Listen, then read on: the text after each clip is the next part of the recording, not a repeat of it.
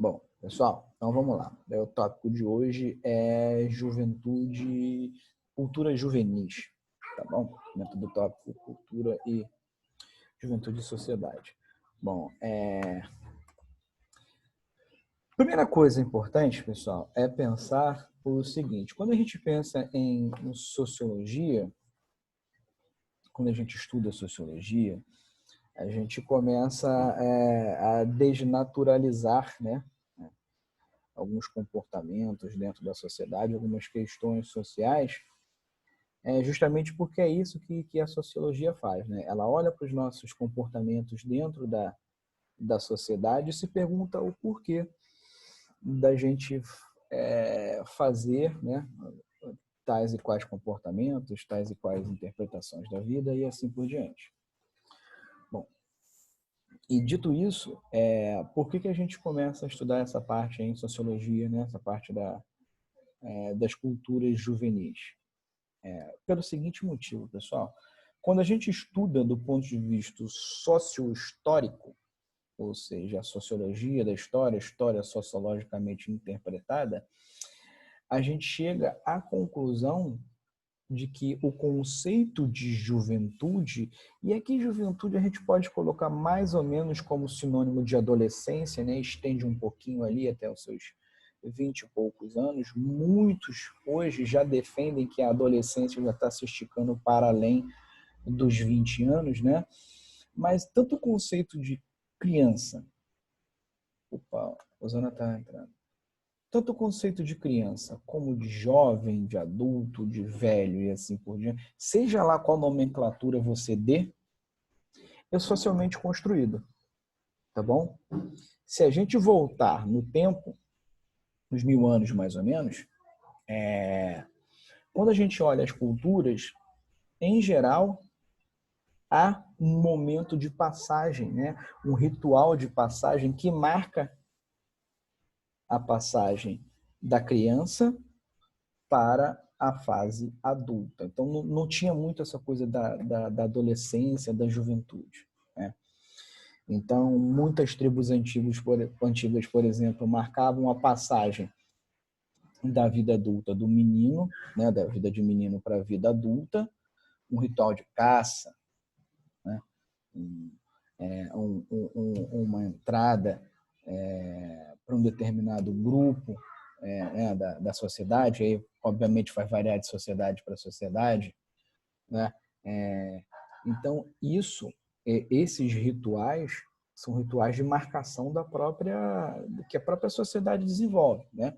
Que é para mostrar, ó, aqui o indivíduo lá, fulano ou fulana, deixou de ser uma criança e virou, né, um adulto. Mas ele deixou de ser criança e virou um adulto diante dos olhos da sociedade a qual ele pertence, do grupo ao qual ele pertence, né? Não é que dos 13, né, dos 12 completou 13 anos, o menino ou menina vai se tornar automaticamente adulto, né? Porque uma coisa é a idade biológica, né, do indivíduo, e a outra coisa é o comportamento social que se espera de uma pessoa com aquela idade biológica, né? O que se espera de um homem de 30 anos ou de uma mulher de 25, né? De uma criança de 3. Não, vai lá pro quarto. Vai pro quarto. Ai, meu Deus, meu filho está invadindo aqui. Então a gente vê que esse tipo de comportamento, desculpa, gente, desculpa, ele é socialmente esperado na gente, tá bom? Não dá. Não, vai pro quarto. Vai pro quarto. Tá bom? Então a gente vai ver que esse tipo de comportamento ele é socialmente construído, tá bom? Ele é socialmente construído. Então, é por isso que a gente pode dizer que a juventude, tal qual a juventude que a gente entende hoje, ela é uma construção social, tá bom? E por que ela é importante? Porque ela é, hoje, socialmente relevante, né? Socialmente relevante porque a gente, hoje, dentro da nossa sociedade, a gente reconhece a existência de, de, de um período da vida, né? Brenda levantou a mão, você quer tirar alguma dúvida? Coloca lá no bate-papo. Porque a gente, sociedade, reconhece a existência desse período da vida, dessa fase da vida, tá bom? E a gente, sociedade, projeta sobre ela um conjunto de interpretações e expectativas. E esse conjunto de interpretações e de expectativas pesam, obviamente, sobre os jovens. Então, a partir do momento em que a gente vê essas relações sociais se transformando, né, tornando-se relações sociais específicas, daí nasce o interesse da sociologia em estudar esse mesmo período, tá bom? Que é o que a gente convencionou chamar de juventude. Então, para arrematar, a juventude, né, o que a gente chama de juventude, nada mais é do que uma construção social, uma construção sociológica, tá bom? E aí, indo direto aqui para o que nos toca, por que a juventude é importante, né? Não só para o jovem, mas para os sociólogos também? Porque esse é um período de transformação, né? É claro que hoje as nossas crianças elas vão cada vez mais cedo para as escolas, né? Do ponto de vista legal, você tem que matricular seu filho a partir dos 4 anos de idade na escola, né? Então, né, nós vivemos em uma sociedade em que a maioria dos homens e das mulheres trabalham, então isso faz com que a escola desempenhe um papel para além do papel de educar formalmente, né? Acaba que as crianças muitas vezes passam, né, a maior parte do tempo dentro da escola.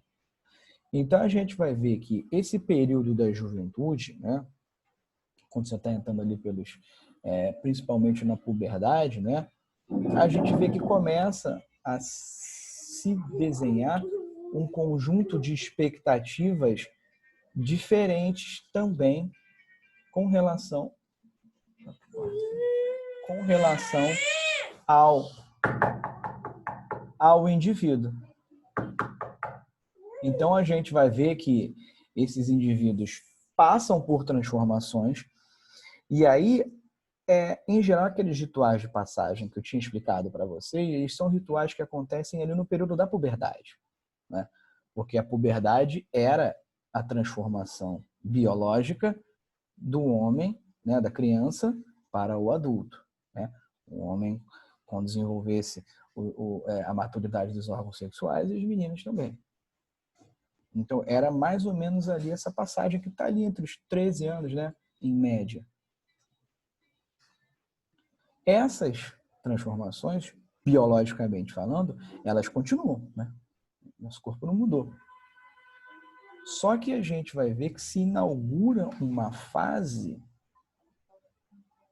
em que o jovem ele não é mais uma criança, tampouco ele é considerado um adulto. Do ponto de vista legal, por exemplo, né, a maioridade no Brasil, legal é a partir dos 18 anos. Então, a gente vai ver que esse é um período de intensas transformações. Do ponto de vista... Pessoal, um minuto, por favor.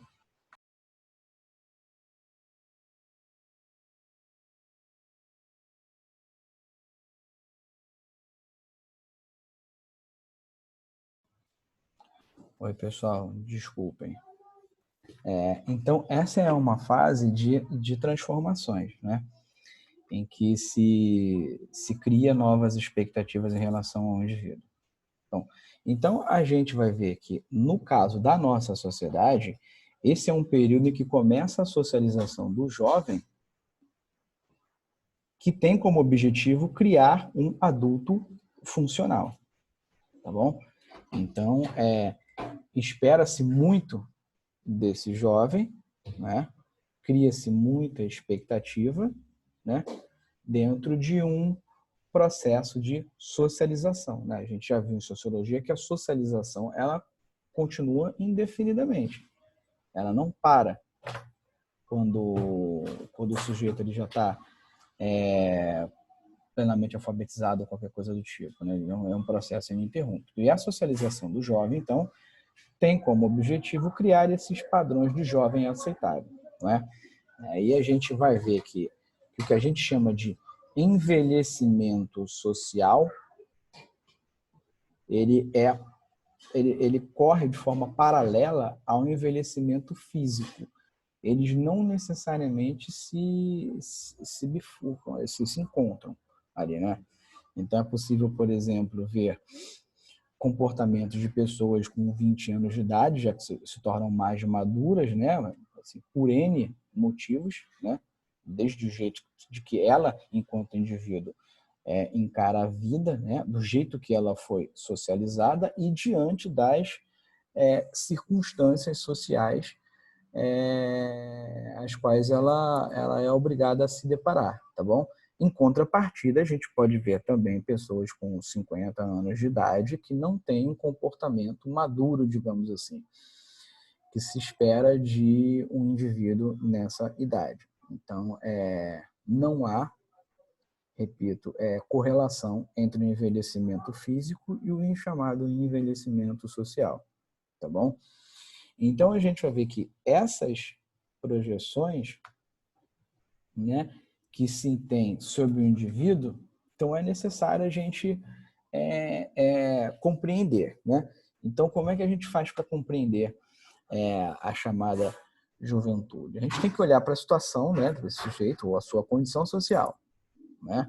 Então, a gente vai ver que há, sim, a importância de se olhar, analisar como é que esse indivíduo, ele se relaciona com os outros chamados estratos geracionais, ou seja, com as outras gerações, né?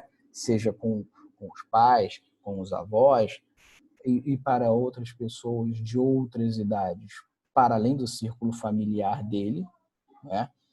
Então, é sempre muito importante pensar isso, porque a criança, principalmente a criança, ela aprende por imitação, né? Então, ela imita o comportamento dos mais velhos, né, e toma esse comportamento como parâmetro de comportamento dele, né? É por isso que a gente costuma dizer, né, que a criança aprende muito mais pelo exemplo do que pelas palavras. Então pouco adiantaria eu dizer uma coisa e fazer outra, né? Eu ensinaria para a criança, né, que fala-se uma coisa, mas se comporta de outro jeito. Então, esse extrato, essa convivência com outros estratos geracionais é o que vai fazer com que a criança e o jovem, né, que nos toca aqui, que ele aprenda modelos de comportamento que se espera de pessoas mais velhas. Então, por exemplo, como se comporta um adulto, como se comporta uma pessoa mais velha. Faz isso ou faz aquilo. Então, essa situação ela é importante para o aprendizado, para a socialização, né? Além disso, é sempre muito importante a gente também prestar atenção em questões de ordem sociológica mesmo, de ordem social, né? Onde ela vive, com quem convive, qual a classe econômica, acesso à cultura, visão política e assim por diante. Porque tudo isso vai modelar o comportamento do indivíduo. A discussão entre o que é mais forte na relação indivíduo ou grupo é uma discussão ainda bastante complexa na sociologia, mas hoje a gente sabe que são dois polos que se influenciam mutuamente, né? A gente não pode dizer que a sociedade ela cria indivíduos de forma robótica, tampouco a gente pode falar que os indivíduos estão assim tão desgarrados da sociedade às quais ele pertence, né? Então, não dá para dizer que criaremos indivíduos altamente independentes ou altamente robotizados, digamos assim, pela sociedade. Mas olhar para o contexto social em que ele está inserido ajuda a gente a olhar que tipo de juventude, quais são as interpretações que se dão de relação àquela juventude. E aí entra o segundo ponto que é importante para a gente, ou seja, quais são as representações sociais da juventude? O que se espera de um jovem? Então a gente vai ver que se o conceito de juventude ele foi historicamente construído, então a gente olha também para esse jovem ao longo do tempo e vê nele expectativas, projeta nele expectativas diferenciadas, né? Ou seja, o que eu espero de um jovem, por exemplo, no ano 1000 depois de Cristo, numa tribo do interior lá da África? As expectativas, elas são uma. Por quê? Porque a gente hoje chama de jovem, né? Nesse exemplo que eu dei para vocês, já era um adulto. O que eu projeto para sobre esse indivíduo? Quais são as representações sociais sobre esses indivíduos de determinado momento de desenvolvimento biológico? Ele tem que ser um homem, por exemplo, tem que ser destemido, tem que ser um bom guerreiro, né? Tem que ser um homem bem educado. E a mulher tem que ser o quê? Né? Ela tem que ser bem educada, tem que ser bem educada nas questões do lar, né? Tem que ser independente do ponto de vista financeiro e econômico. O que eu projeto em relação a eles? Então, essas representações, elas também mudam do ponto de vista histórico. Elas mudam porque a sociedade passa a olhar para esse extrato, né? Extrato que eu digo de envelhecimento biológico, de um jeito específico. Eu passo a projetar. Então, existem definições. O jovem, ele não é nem criança e nem adulto. Então, ele não pode ter comportamentos que são atribuídos a crianças e tampouco, abre aspas, deve-se cobrar dele posturas de um adulto. Em geral, né, no caso específico nosso aqui, vocês sabem disso melhor do que eu, cobra-se de que vocês tenham cada vez menos um comportamento infantil e cada vez mais um comportamento parecido com o ideal, digamos assim, de adulto dentro da nossa sociedade. E quando essa projeção sobre vocês se choca com essa identidade, com essa autoidentidade, ou seja, quando esperam de você A e você se entende B ou deseja B, ou enfim, não corresponde a essa projeção, em geral há um choque entre essas duas expectativas. E por isso que, em geral, fala-se que a adolescência é um período de... Problemático talvez não seja a palavra, mas um período de crise também não. Mas problema e crise no sentido de que é um período de intensa mudança, né? De que não se sabe, principalmente o jovem, não sabe muito bem o que vai fazer da vida, e, no entanto, a sociedade cobra dele plena consciência do que vai fazer para o resto da vida. Então, vocês que estão no terceiro ano, por exemplo, projetam sobre vocês um conjunto de expectativas, do tipo, qual faculdade você vai fazer? Porque você tem que escolher bem, porque é uma faculdade, é uma coisa que você vai fazer para o resto da vida. Mas aos 17 anos de idade, com raríssimas exceções, ninguém sabe muita coisa da vida. Como é que você vai conseguir planejar a sua vida para os próximos 50 anos? Né? Você vai ter um mercado de trabalho até se aposentar, e se aposentar é pelo menos 40 anos. Então, se você sair da faculdade aos 24 anos, você vai trabalhar até os 65. Então, a pergunta, né, que não é nada simples de se responder é: como é que eu, aos 17, vou planejar o que eu vou fazer pelos próximos 45 anos? Né?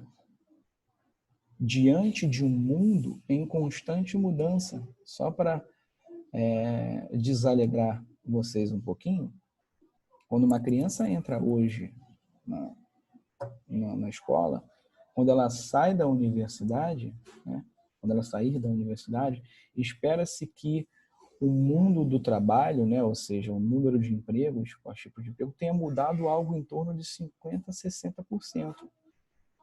Ou seja, as crianças que estão entrando hoje na escola, quando elas chegarem ao mundo do trabalho, daqui a 20 anos, digamos, elas vão encontrar um mundo do trabalho pelo menos 50% diferente do que a gente vê hoje. Né? E isso que a gente especula. É claro que o desenvolvimento tecnológico pode ser ainda mais intenso, né? Com o desenvolvimento da tecnologia artificial, a robotização, né? O comércio eletrônico, enfim. O impacto da tecnologia que está cada vez maior na vida dos indivíduos. Então, esses choques diante da realidade, né, são choques comuns da idade. Né? Esse é um período também que o jovem ele está se descobrindo quem ele é. Ou seja, ele já não é mais uma criança. Né? Então, quem eu, Washington, sou? Né? Então, e esse é um caminho que, em geral, o jovem gosta de percorrer por si próprio. Né? Porque é natural que se faça isso. Né? Afinal de contas, a vida é dele. Né? A menos que ele seja um indivíduo, não no sentido negativo, tá bom? Mas muito submisso aos ideais dos pais, ele não vai ter problema. E aqui submisso, mais uma vez, não é no sentido negativo. Né? Porque é claro que os pais projetam as suas, fazem as suas projeções em relação aos seus filhos, né? Às vezes projeções positivas, às vezes projeções negativas, exageradas, enfim. Todos os problemas que acometem os indivíduos ali, né, no dia a dia, esse é um momento em que o indivíduo está se descobrindo. Mas e por quê? Ele está tendo mais contatos. Né? Os contatos familiares dele, os contatos sociais, perdão, estão cada vez mais para além da família dele, né? Do círculo familiar. Né? Já se espera que ele tenha um encaminhamento no mundo da educação. Então, por exemplo, a gente está falando especificamente do mundo atual, tá bom? Tá, então espera-se que ele tenha um encaminhamento educacional, espera-se que se puder fazer inglês, francês, espanhol, robótica, karatê, jiu-jitsu, espadachim. Então espera-se muita coisa. Ao mesmo tempo, esse sujeito ele precisa de experiências, ou seja, precisa experienciar a sua própria existência. Então ele precisa sentir sozinho as experiências da vida. Então, como é que ele vai saber a diferença entre uma verdadeira amizade e uma falsa amizade? Né? Ele não vai poder necessariamente ir só pela dica dos pais. Né? Porque os pais não estão experienciando, não estão vivendo, não estão na pele daquele indivíduo. Então, eu, na prática, é que vou ter que saber quem são os meus verdadeiros amigos, quem são os meus falsos amigos, por exemplo. Né? Quais são os modelos que eu, enquanto jovem, aspiro? Ou seja, quem eu quero ser. O que não necessariamente é o mesmo que os meus pais querem que eu seja. E aí os choques que a gente falou de representação social. Uma coisa é a sociedade dizer: Espera-se do adolescente que ele seja um indivíduo funcional, que ele trabalhe, pague imposto e não cometa crimes. Pronto. Não fazendo isso, aí tanto faz, se ele é advogado, ou médico, ou taxista, ou qualquer outra coisa. Essas são as projeções da sociedade. Outra coisa são as projeções da família. Eu sou professor, quero que meu filho seja professor. Eu sou médico, eu quero que meu filho seja médico. Porque eu projeto, muitas vezes, nesse meu filho, eu projeto nele as minhas, sei lá, ilusões de continuação. Né? Uma extensão minha, ele é meu filho, é uma extensão minha, uma continuação de mim. Né? Isso acontece. Então a gente vai ver que esse indivíduo está num momento de crise, crise não no sentido negativo, mas crise no sentido de mudança. Crise no sentido de que, enquanto criança, eu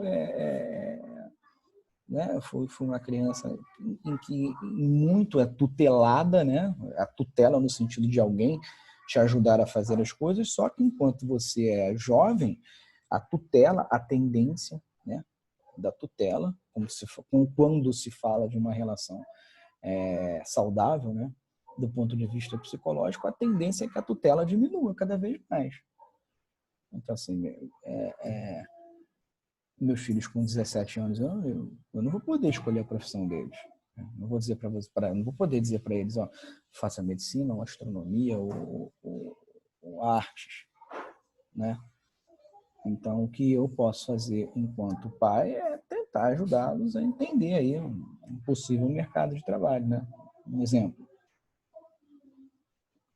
Então, esse período é um período de crise justamente porque o indivíduo ele está aprendendo a se posicionar. E ele se posiciona de acordo com as suas experiências. Então, em geral, fala-se, mas o adolescente ele é muito inconsequente. Tem uma questão física, né? A questão do cérebro, eu não sei qual é a parte do cérebro, eu não lembro o nome, o tálamo, sei lá o quê, que aponta que essa parte do cérebro responsável por tomada de decisão e medição das consequências da tomada da decisão se fecha mais ou menos ali pelos 20, 21 anos. Né? Tem essa questão física, né?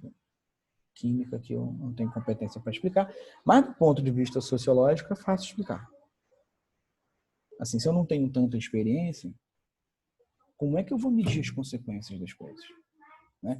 Em geral, fala-se que o adolescente ele é destemido, né? O temerário, abusado. Por quê? Porque ele não tem ainda experiência suficiente para medir as consequências dos seus atos. Então, por exemplo, um casal de adolescentes, né, que faça um filho aos 15 anos, né, com raríssimas exceções, eles não sabem o que a projeção das consequências do que é gerar um filho aos 15 anos de idade, por exemplo, né? E o que isso vai implicar para o resto da tua vida, de que você vai precisar abrir mão, quais serão os seus papéis, o que você vai precisar fazer, o que você nunca mais vai poder fazer, né? O conjunto de renúncias que se precisa fazer para poder ser pai e mãe. Então, a gente vê que é nesse sentido que a gente afirma que o adolescente ele tem dificuldade de projetar as consequências dos seus atos. Não é pura infantilidade ou irresponsabilidade. Do ponto de vista sociológico, é muitas vezes falta de experiência mesmo. Né? De saber pensar, mano, sabe, quais são as consequências de ter um filho aos 15 anos de idade? O que eu perco, o que eu ganho com isso? Né? O que eu vou precisar fazer para ter uma vida funcional daqui para frente? Tá bom? Eu vou terminar aqui a nossa aula, tá? E eu já